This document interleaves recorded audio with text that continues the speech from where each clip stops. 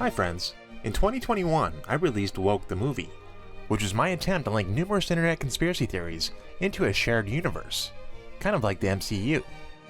In the film, we talk about many strange concepts that are often waved off as absurd by normal society, and to explore the strangest of these topics, we relied heavily on the accounts of 6 self-described whistleblowers. However, there's one area where all 6 whistleblowers are in agreement on something that's too outrageous for even the most intrepid conspiracy theorists. Reptilians. So reptilians. The Reptilians. The Reptilians. The Reptilians. Reptiles. They're ugly looking lizard, alligator type people. Come on, we couldn't leave this one out. Reptilians is regarded right up there with Flat Earth when it comes to the bottom of the crackpot conspiracy barrel, a notion that didn't even exist until complete morons were able to learn how to use the internet. However, this one's actually been around a lot longer, and it's almost always tied with a theory known as the Hollow Earth. And while some have taken this literally, a more common and realistic interpretation is that Earth's crust is composed of large open areas, able to support civilizations that can adapt to a life underground. There are caverns all over this planet which different extraterrestrial civilizations have been using. There's oceans and forestry and all sorts in the pockets in Earth. And while proponents of this theory like to point out the abundance of reptile-related imagery found among ancient artworks as evidence for human contact with these beings, skeptics would be quick to point out that man, throughout history, has depicted all sorts of animals in artworks and mythology, like birds, fish, and lions, and in many cases given them human-like characteristics. However, reptiles are far and away the most represented. Nothing else even comes close. Officially, serpent worship goes back 70,000 years with tribes in Botswana. Snakes were also worshipped by the Olmecs in Mexico. Throughout South America, serpents were depicted with feathers, perhaps suggesting that they could fly.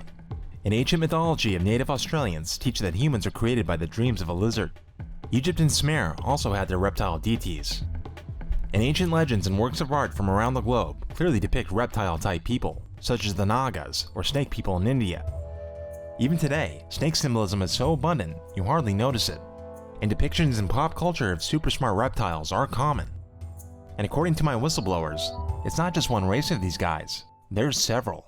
There's 6 or 7 types of reptilians that are on this planet. Some snakes, some velociraptor looking, some actually look like dinosaurs. Mars Marine Randy Kramer also describes encountering natively evolved reptoids on Mars. If we're either evolved or genetically, altered from primates, they are evolved or genetically altered from, little rock lizards. So it turns out that if aliens ever show up here on Earth, a new study indicates that they'll probably be more like super intelligent dinosaurs, as smart and as cunning as humans. We would be better off not meeting them. You see, most of the hubbub regarding the reptilian conspiracy centers around a race of vicious warlike creatures known as the Draco. They aren't really reptilian. Instead, they're higher dimensional beings that prefer to manifest themselves in this dimension as scary-ass dragon people. The Draconians themselves did not evolve as a life form in our universe. They were dumped here. They're just a pain. They're incredibly smart, they're incredibly psychic, they're incredible builders, but they're bullies. They're bullies, and they have a arrogant bully attitude. Their whole thing is control. Whenever you see one, you ought to just run like hell. But since they're so crafty, they tend not to battle with the human race directly. You have the Dracos influencing the president of your country. Okay, so are we talking Eisenhower, Truman, who are talking, all of them? Yeah, all of them. By the time Eisenhower stepped into office, the draconian system had already infiltrated the 3-letter organizations, and eventually defense-related projects got infiltrated as technology exchanges took place. In fact, for millennia, they've been able to exert their will over the whole of humanity by working through human or semi-human proxies, usually members of elite families who hold high positions of power. You have to use the front human form to do it. Yeah, because it's too reality, shocking otherwise. In this consciousness of the human stream that's here now is so used to just seeing and being told that the human being is at the top of the food chain and we're the rulers of this and that and we're that, it's too shocking to bring in a new species and do it. It's not conducive to keep the control. Which brings us to the trait that they're most known for, They have the ability to shift and look like a human. It's a misconception that they are actually shape-shifting. Some are, but what they're actually doing is altering your visual cortex to Yes. make you think you're seeing them that Yes, way. absolutely, yes. The shapeshifting is just one of those extra things that makes this story sound so silly for most of us. Normally I would agree, if it weren't for the fact that the reptile changing into human archetype has been with us for quite a while. This too is ever present in our culture today. Has anyone asked why? Why shape-shifting reptiles are everywhere? Even children's shows, like the Dino Squad, which feature shape-shifting teenagers fighting crime. Is it all just a big coincidence? Or are insiders purposely leaking this stuff into the culture? Do they know who's really calling the shots? The enemy isn't human at all, but it's pushing all our buttons so that we're so busy looking at each other and so neurotic about each other that we're not looking at the real reality here, the real cause, which is another race or races that are here who are totally playing games with us, feeding off our energy and hoping that we destroy ourselves so that they can keep the planet for themselves. These beings are foreign. They're from another universe, and so for them to be able to be here, they kind of utilize this as a food source and We say they're exist. utilizing us as a food source. Is that as an energetic food source or as a physical? Are they eating Both. humans? They're carnivorous. Are you saying carnivorous, they eat humans? Yes. They won't eat a dead human. It has to be alive at the time of the killing. Their preference is children. 100,000 children, totally unaccountable through FBI archives, cannot be traced anywhere.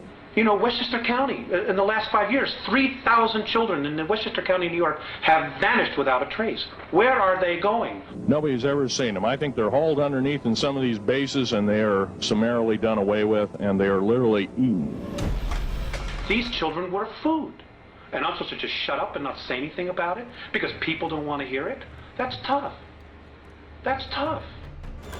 And yet, this idea is also backed up by thousands of years of artistic depictions of reptiles consuming people.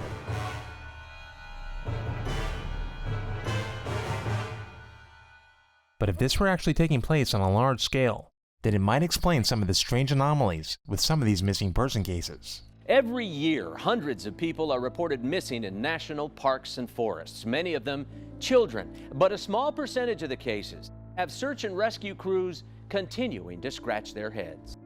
The year 1997 set a record for missing persons in the United States, with a staggering number of almost 1 million reported missing, just in that year alone. Now, I'm not saying that all of them wound up as lizard food, but clusters of missing person cases, especially near national parks, are quite bizarre. Former police chief David Politis now spends his life trying to get to the bottom of these strange disappearances. So if there's mental illness, we probably won't touch it. If it's a voluntary disappearance, we won't touch it. If there's evidence of animal or human predation, we won't touch it. And they're either going to find you there or they're going to find pieces of you there and they're going to find drag marks there. And then the canines that are brought in are going to be able to track your scent exactly to where the body is. In Politis' documentary, Missing 411, presents many strange anomalies associated with these cases. In a lot of these cases, search and rescue, or the volunteers searching people, have already gone over certain areas, not once, not twice, but even dozens of times. And then the child is found there, maybe a year, maybe a few years later. There's some cases where little kids are alleged to have walked up to 20 miles overnight or climbed phenomenal heights, 3,000 and 4,000 feet. Those are facts, and it's highly, highly hard to believe. There are groups within the higher echelon that are actually helping them. That's part of the deal. They won't come up as long as we feed them down there. You understand? It's about human beings selling themselves out. But is there any evidence of this? Anything to suggest that it's more than just an imaginative horror story? Well, perhaps the next time you're in Oslo, Norway, you should take a stroll through the peaceful Frogner Park. You'll probably notice a statue garden, all designed by famed Swedish sculptor Gustav Winglet, who is best known for designing the Nobel Peace Prize. And perhaps you might notice something unsettling about these statues.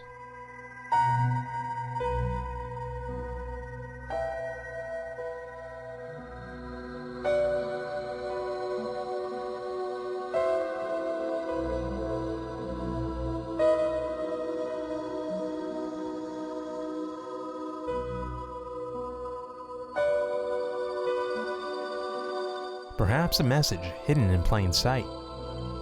A message that they knew you would never understand the meaning of.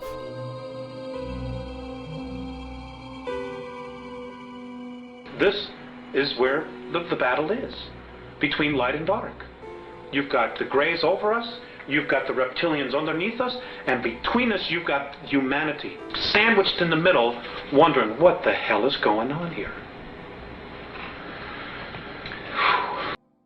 Sounds pretty crazy, huh? Well, I bet you have no idea how deep this goes. Please subscribe if you wish to continue this journey, or better yet, watch Woke the Movie, out now. Thanks for watching.